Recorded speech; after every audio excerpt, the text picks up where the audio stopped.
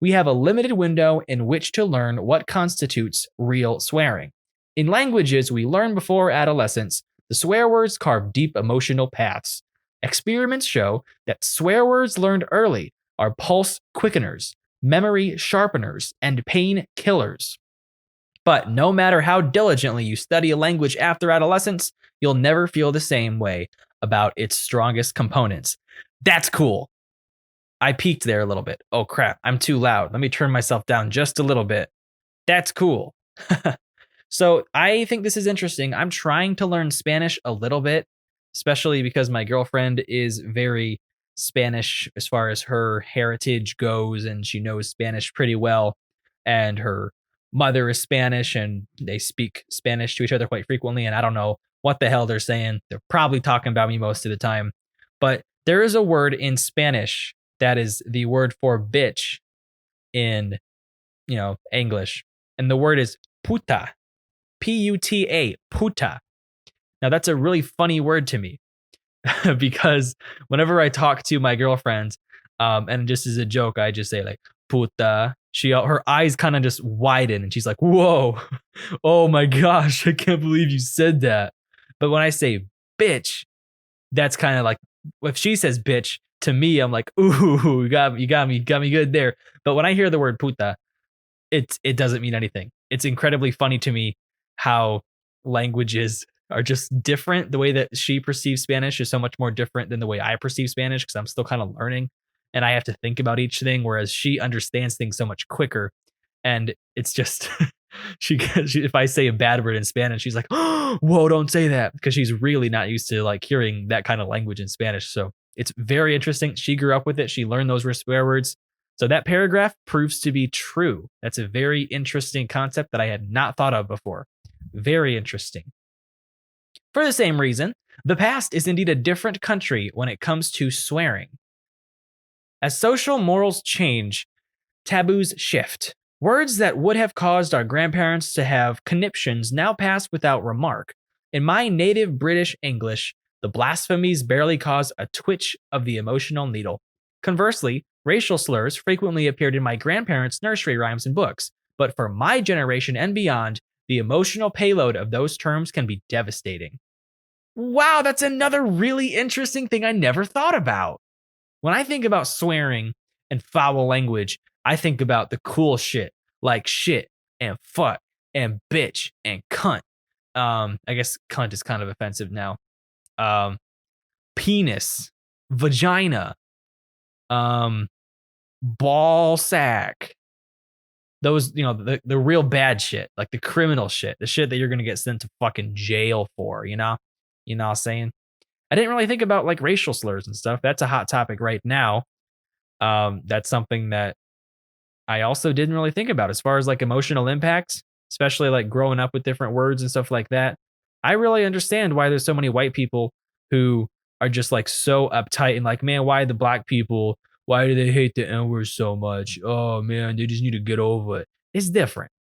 First off, you're white. You can have an opinion because this is America, but you should know that your opinion on that particular subject probably doesn't mean as much than whatever. So, you know, keep it to yourself, I guess. I don't fucking know.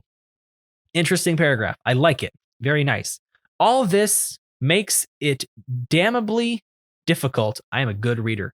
All this makes it damnably difficult to pin down the power of a particular profanity. Good sentence. Pin down the power of a particular profanity. Yeah.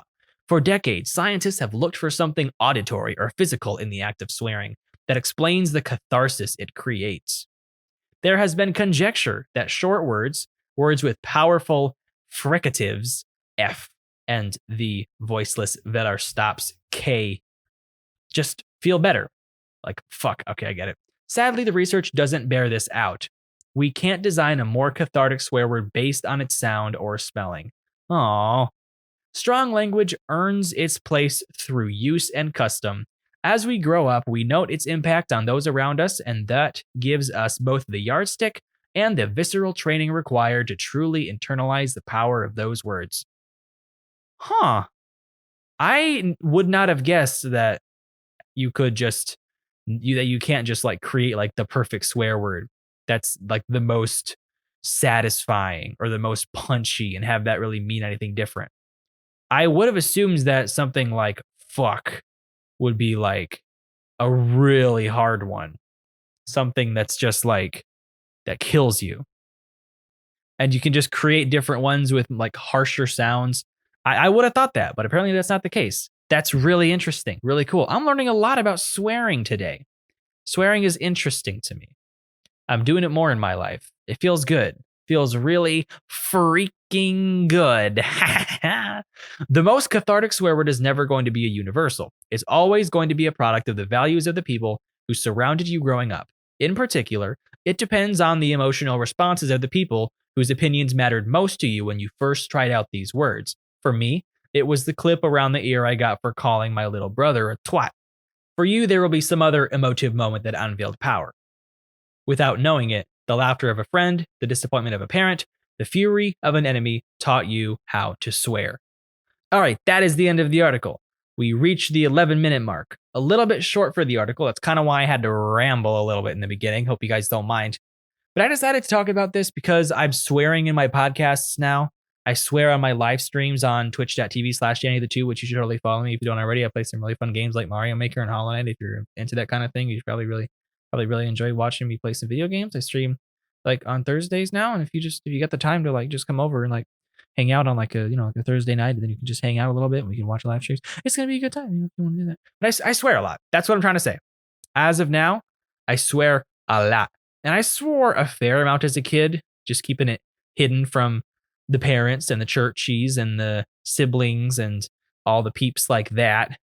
I don't really swear. Like I didn't used to swear publicly. I used to just kind of do it online, and that was always fine for me.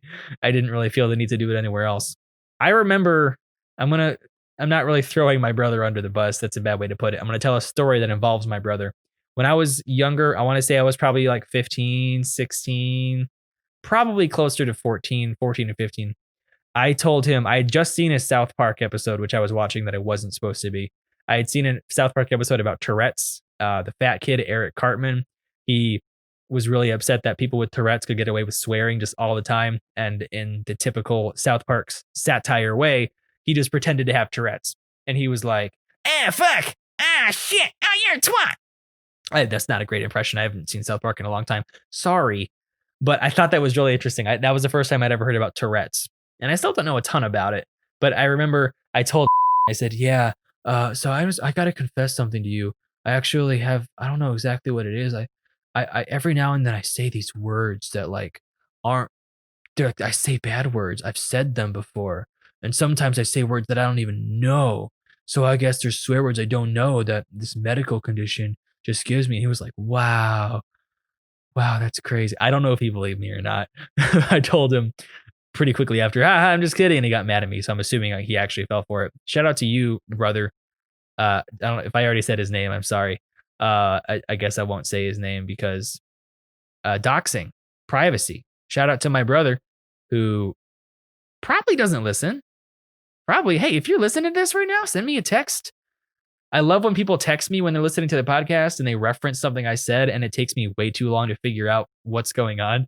So I'm going to give you a challenge. If you see this, I want you to text me a thumbs up emoji, and then I want you to follow it with the word pancakes.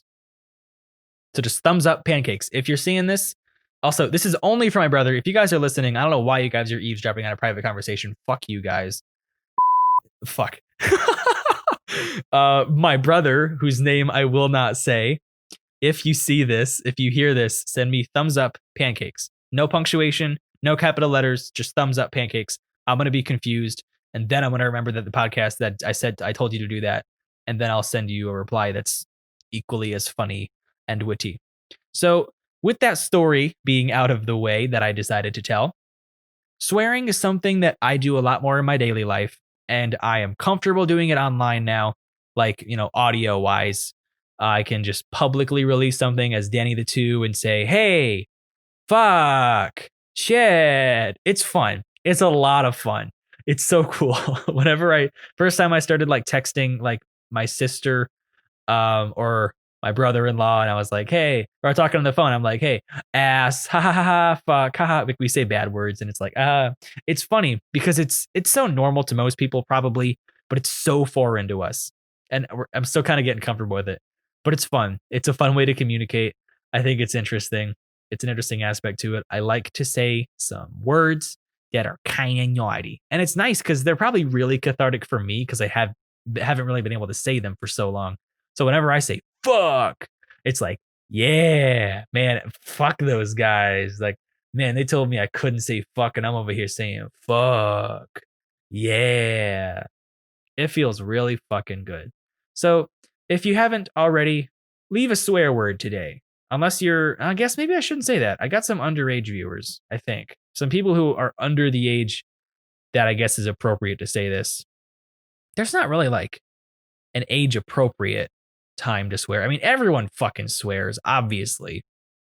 But like, if you get a bunch of swear words in a movie, technically it goes up to like PG-13 or R or something if you keep saying fuck too much. And that's obviously just like the people who make the ratings are kind of out of touch or whatever. But I mean, people in kindergarten are swearing. So, I mean, I'm not going to encourage you to swear. Wink, wink. But if you feel like it, go up to your parents, go up to your mom and your dad and say, Mommy, Daddy. And they're going to say, Yes, child, or Yes, child. And then you just look at them dead in the eye and say, I love you, motherfucker. And they're going to say, I am very surprised and offended, but that was super sweet.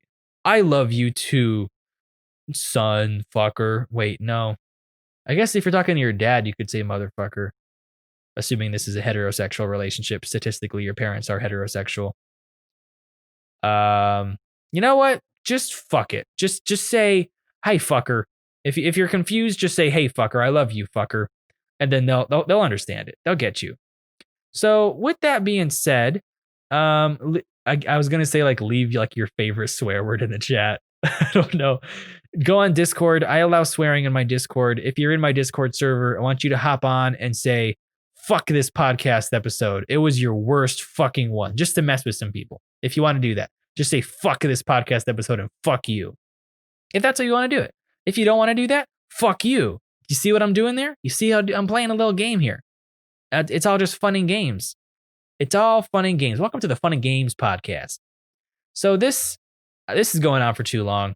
I don't really know how to end podcasts yet. I've done better. I've ended podcasts better, but this was a fun one. I enjoy talking about it. This is super lighthearted about a topic that's interesting to me. That's kind of the whole fucking point. So with that being said, that's a wrap.